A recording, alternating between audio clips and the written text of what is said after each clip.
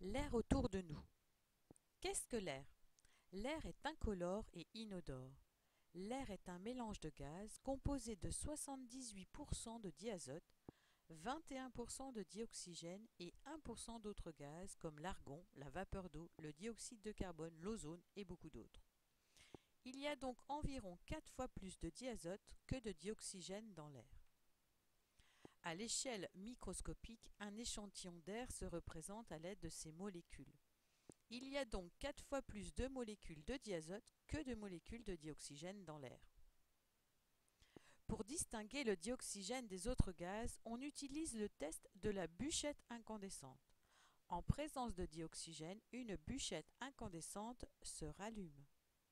La plupart des êtres vivants utilisent le dioxygène de l'air pour la respiration. Les combustions qui se produisent dans l'air consomment aussi du dioxygène. Quelles sont les propriétés de l'air? Dans une seringue enfermée, on a emprisonné de l'air. On peut appuyer ou tirer sur le piston de la seringue pour resserrer ou desserrer les molécules de l'air emprisonnées.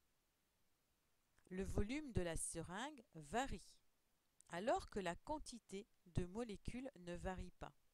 Lorsqu'on relâche le piston, il revient à sa position initiale.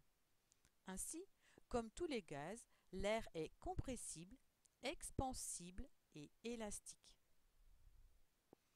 L'air, comme tous les gaz, possède une pression.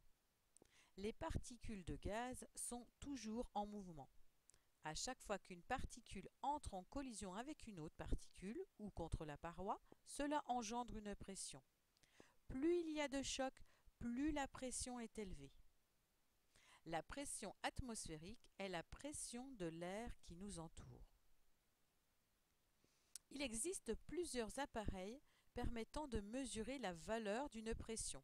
Ainsi, dans un pneu, un ballon ou une tuyauterie, on utilise un manomètre.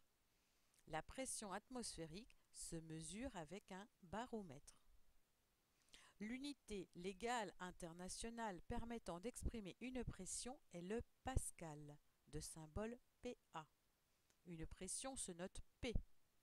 Dans les conditions normales de température et de pression, la pression atmosphérique est de 1000 hectopascales. Il existe d'autres unités permettant d'exprimer une pression, comme par exemple le bar.